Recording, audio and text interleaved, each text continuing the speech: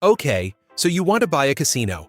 Find a building, hire some dealers, bolt the slot machines to the floor, and wait for the chips to come in. And here is the strange part.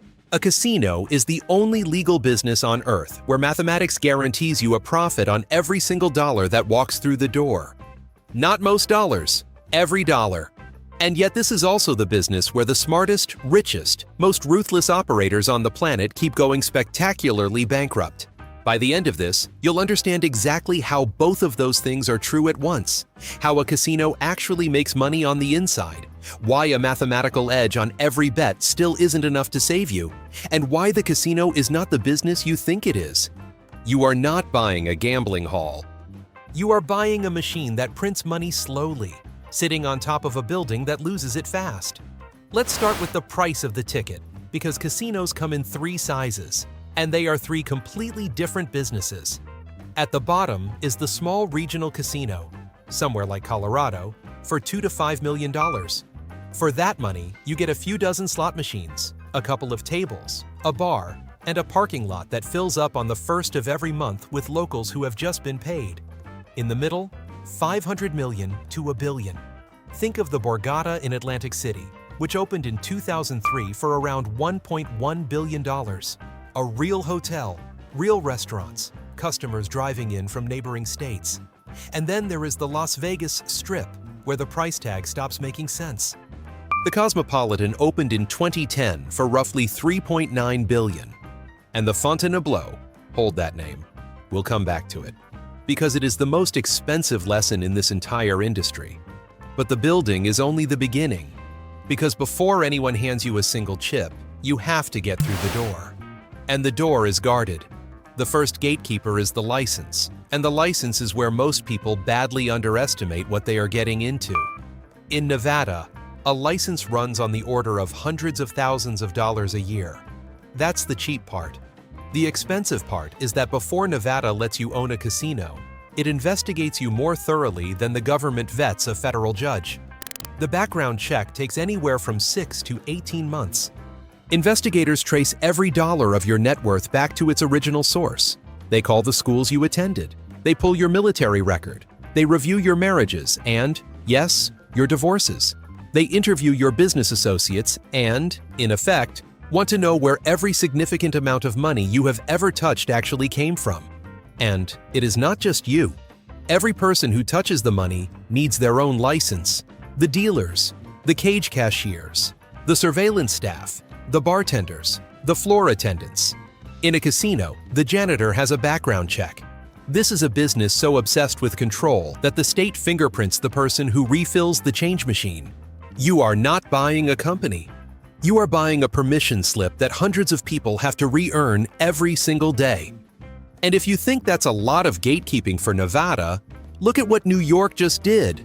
To win one of its new downstate casino licenses, the fee alone is $500 million, before you build anything, on top of a required minimum investment of another $500 million, plus a non-refundable $1 million application fee just to be considered. 8 operators applied for 3 licenses in 2025. 5 of them wrote enormous checks and got nothing. Applying for a casino license in New York is like buying a lottery ticket where the grand prize is permission to spend a few more $1 billion. Then there is the second gatekeeper nobody warns you about: geography, which in this business means geopolitics. Macau in southern China is the largest casino market on the planet, roughly 27. $6 billion in gaming revenue in 2024, about 3 times the entire Las Vegas Strip. But the Macau government issues exactly 6 concessions for the whole city, and the next round of bidding isn't until 2032. You cannot simply buy in. You wait for years for a government to decide it likes you. Or you could get truly desperate and look at North Korea, where Kim Jong-un has spent decades trying to finish the Ryugyong Hotel in Pyongyang, a 105-floor pyramid they started building in 1987, and somehow still have not opened. Pay for the interior, the story goes, and the casino license is yours. The estimated cost is another couple of billion on top of the $750 million already buried in the concrete. Even the most isolated dictatorship on earth understands the fundamental truth of this business. A casino is just a foreign currency vacuum with a roof on it. And here is the punchline about that cursed unfinished tower. Las Vegas has one too. The Fontainebleau was announced in 2005. Construction started in 2007. Then the 2008 recession froze it. Carl Icahn bought the skeleton out of bankruptcy. New investors revived it, renamed it The Drew. And then the pandemic froze it again. It finally opened in December 2023, roughly 18 years, several owners, and multiple bankruptcies after it began, as a $3.7 billion resort and the tallest building in Nevada. Before you have run a single hand of blackjack, this industry has already shown you its personality. It will happily let a building rot for 2 decades in the most valuable real estate in America. Getting in is the easy part. Staying in is the whole game. So let's get to the question that actually matters. Where does the money come from? Every game in a casino is rigged, not in the cheating sense. The cards are real, the wheel is honest, the dice are clean. The rules are rigged. The structure of every game guarantees the casino wins more than the player over time, always. The industry's name for this is the house edge, and the easiest way to feel it is a coin flip. You and I flip a coin. Heads, you win $1. Tails, I win $1. That's a fair bet. 0 edge. Now I change one rule. Heads still pays you $1. But on tails, I take $1 and a nickel. Same coin, same flip. But now, on average, every single flip, I quietly keep 5 cents. On one bet, that's nothing. Over 1 million bets, it's a fortune. That nickel is the house edge, and every game on the floor is just a more elegant version of the same nickel. Roulette is the cleanest example. A European wheel has 37 numbers. Bet $100 on a single number and win. And the casino pays you $3,500. But the true odds of hitting your number are 36 to 1, which means a fair payout would have been $3,600. That missing $100 is the house's cut, sitting in plain sight, and no one at the table feels a thing. Then walk over to an American wheel. Same game, same payouts, except they've added one extra pocket, the double zero. That single green slot nearly doubles the house edge, from about 2.7% to 5.26%. The player cannot tell the difference. The math notices every time. But roulette is not where the money lives. The money lives in slots. And slots contain the single most counterintuitive fact in this entire industry. Slot machines run a house edge of 5 to 15%. And here's the part that breaks people's brains. The cheaper the machine, the higher the edge. Penny slots, the ones grandma feeds her change into all afternoon, run at 12 to 15%. Per dollar wagered, that little old lady on the penny machine is statistically the most profitable customer in the entire building. She is handing the casino roughly 30 times more, per dollar, than a millionaire playing high-limit blackjack at 0.5%. The casino's favorite customer is not the whale in the silk suit, it's your grandmother. That is why, the moment you step onto any strip floor, you are looking at a sea of slot machines. In 2024, slot machines alone brought the strip somewhere around $5 billion, more than every table game combined. Now, the architecture, because the building itself is a weapon. You've been in a casino. Notice what's missing? No windows, no clocks. The carpet patterns are deliberately designed to be ugly at eye level, so your gaze drifts up toward the machines. The path from any table to the exit is engineered to march you past 10 more rows of slots, just in case you have anything left in your pocket. The industry calls this engineered immersion, and the goal is not to win your money once. The goal is to erase your sense of time, so the math has room to do its slow, patient work. A casino is a building designed to make you forget that outside, it is already tomorrow. And sitting on top of all of that is the most surgical loyalty program ever invented in any industry. The Players Club card. They hand it to you for free. You slot it into the machine, you give it to the dealer, and from that second, every bet you make is tracked. From that data, they compute a single number, your theoretical loss. Bet $10,000 over an evening at a 5% edge, and your theoretical loss is $500. The casino then cheerfully hands you back 5 to 10% of that number as a free dinner, a free room, a free show. In 2024, the Strip reportedly gave away billions of dollars in this stuff. They did not lose that money. They invested it.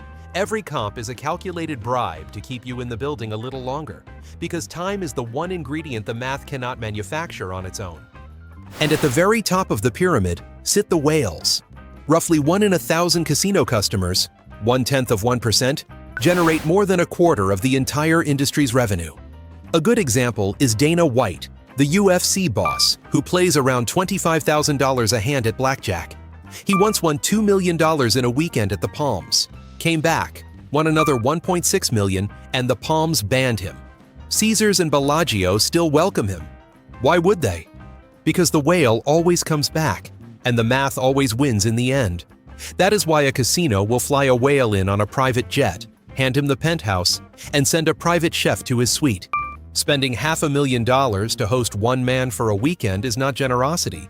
It's arithmetic, when his expected loss is $10 million. And here is how far a casino will go to keep that whale at the table. It will lend him the money to lose.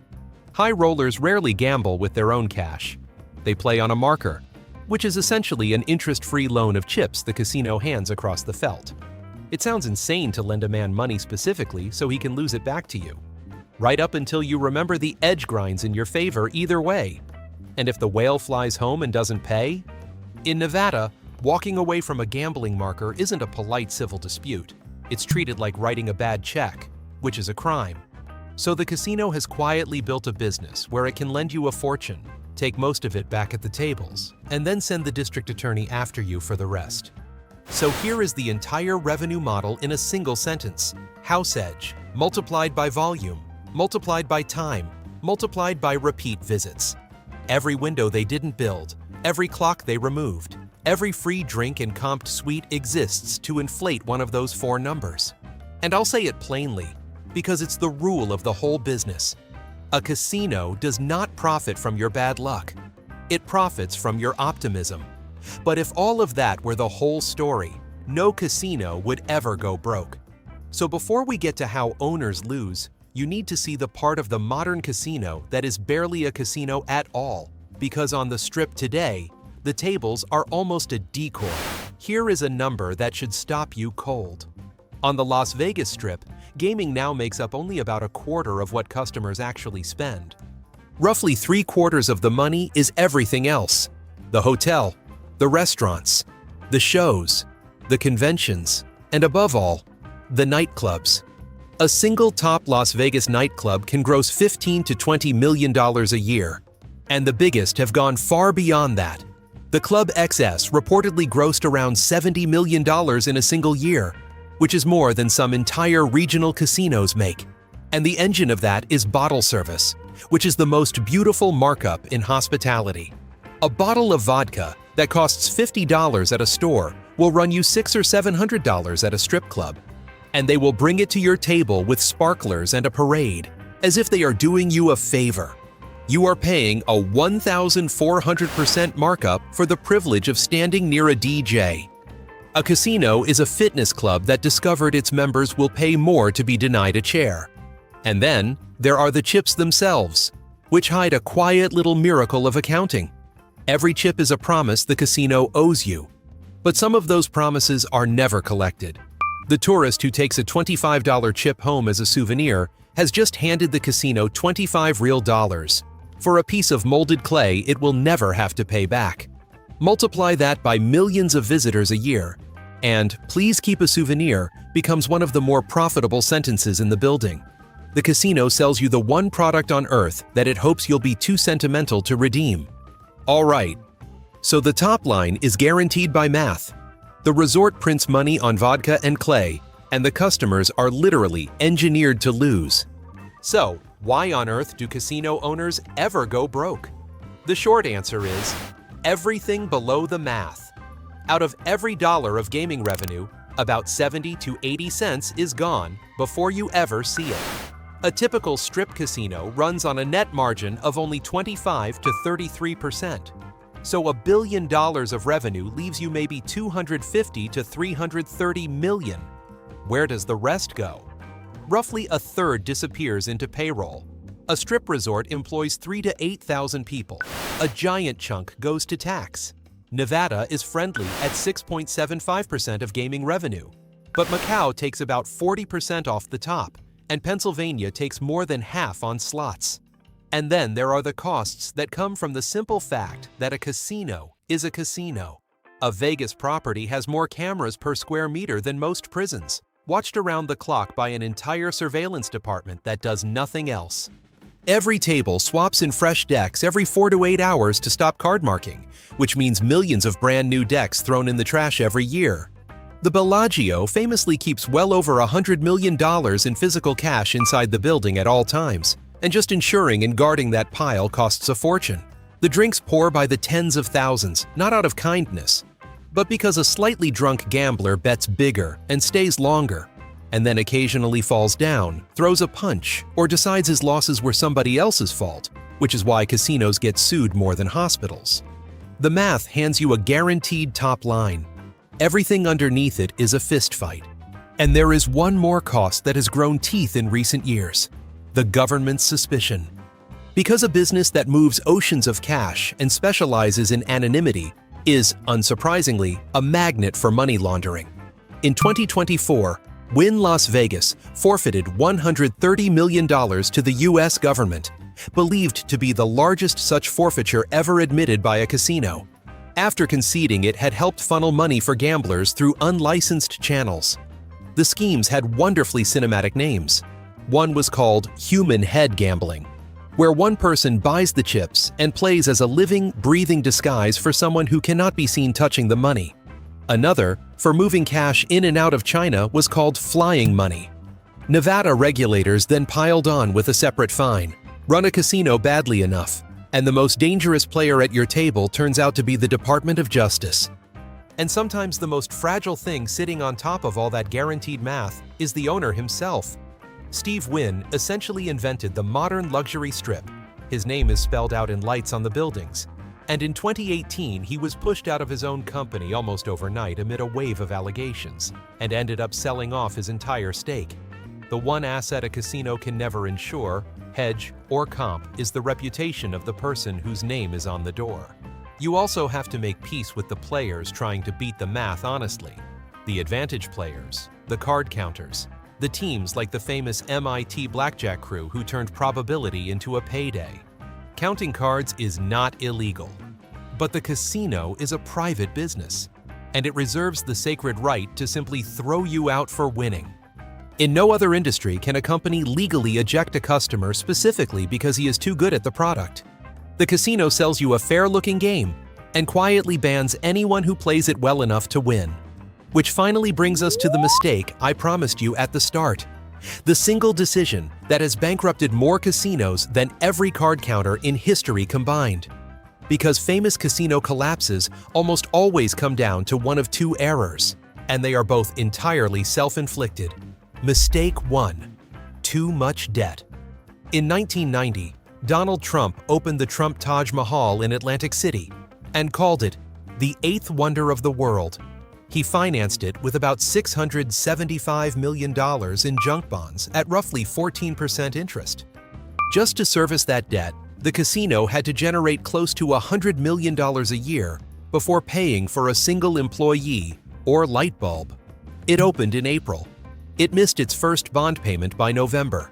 By 1991, it was in bankruptcy. The building was fine. The math on the floor was fine. The math on the loan was fatal. Never build a casino on debt that needs the building to be perfect from day one, because no casino is ever perfect from day one. Mistake 2: the wrong product for the market, the one that turns $2 billion into a punchline. In 2012, a $2.4 billion property called Revel opened in Atlantic City, designed for young Wall Street sophisticates instead of the bus trip retirees who actually gamble there. They banned smoking on the gaming floor. No buffet. No proper players club. In the gambling world, that is roughly like opening a fitness club and banning sweat. The finance crowd never showed up. The retirees they'd snubbed never came. It closed in 2 years and later sold for around $82 million, about 3 cents on the dollar. And it wasn't a fluke. In 2016, the Lucky Dragon opened just off the Strip, a $160 million boutique casino built entirely for Asian high rollers. Asian language signage, feng shui interiors, no unlucky fourth floor. It turned out the Asian whales who flew all the way to Vegas wanted Vegas. The fountains, the spectacle, the chaos. Not a tasteful, smaller version of what they'd left at home. It closed in about 14 months and sold for $36 million. If you're going to build a $2 billion building, it helps to check whether anyone actually wants to be inside it. So step back and look at the paradox, because it is genuinely strange. A casino has the most reliable revenue mechanism in all of business. A bakery has no idea how many croissants it will sell tomorrow. A casino knows, almost to the percentage point, how much its slot machines will hold this year. And yet, casino operators go bankrupt at rates that would embarrass a tech startup. Why? Because the math only works at scale and over time. The house edge is rigid. You cannot raise it in a bad year to cover your mistakes, which means everything outside the math has to be perfect too. Your debt, your costs, your country, your timing. The mathematical edge is bulletproof. Everything you build on top of it is made of glass. Before we count the money, there's one more casino you should know about. The one with no building at all. Since the United States opened the door to legal online betting, the fastest growing casino floor in America is the one in your pocket. Online gambling strips away the single most expensive thing in this entire video, the multi-billion-dollar resort, and replaces it with an app. There are no windows to remove because there was never a room. There is no free vodka because the screen never gets tired and never goes home. The same house edge simply runs 24 hours a day against a customer who never has to find parking, because the building was never really the point of a casino. The building was the bait. Strip the bait away, and you are left holding the pure machine, math, running against optimism, forever. The catch is that you've traded a real estate empire for a technology and marketing arms race, fought state by state through a patchwork of regulators, where the cost of buying each new gambler's attention can be savage. You didn't escape the fistfight. You just moved it onto a phone. Now let's do what you actually came here for and put real numbers on it. 2 scenarios. Scenario 1, $5 million in Colorado, a small regional casino, annual gaming revenue around $10 million. And after every operating cost, your real profit lands near $2 million a year. Payback, roughly 3 years. It is not glamorous, it is deeply recession-resistant, and it is possibly the most boring business on earth that still has the word casino in the name. Scenario 2, $1 billion on the Strip. A full resort, 2,000 hotel rooms, 100 tables, 3,000 slot machines, pulling in around $900 million a year. And here's the fact most people miss. Only about 1/4 to 1/3 of that comes from gambling. The rest is hotel, food, shows, conventions, and that vodka with the sparkler in it. A modern strip casino is barely a casino. It's a resort that uses gambling as the loss leader to fill the beds. Net profit, after everything, lands near $250 million a year, plus another 50 if your engineered immersion is truly dialed in. Payback, about 4 years. After that, you are clearing on the order of $300 million a year. And if you can survive 20 years of the fist fight, you become something specific. Meet Sheldon Adelson. He started buying casinos in 1988, back when he was better known for running a computer trade show. He bet, correctly, that the real money was not in the tables, but in the resort wrapped around them. The conventions, the rooms, the entire integrated machine. By the time he died in January 2021, he was worth around $35 billion, one of the largest fortunes in American history. And his company was pulling in revenue on the order of tens of millions of dollars a day. He is the living proof of the whole thesis. The math will not make you rich.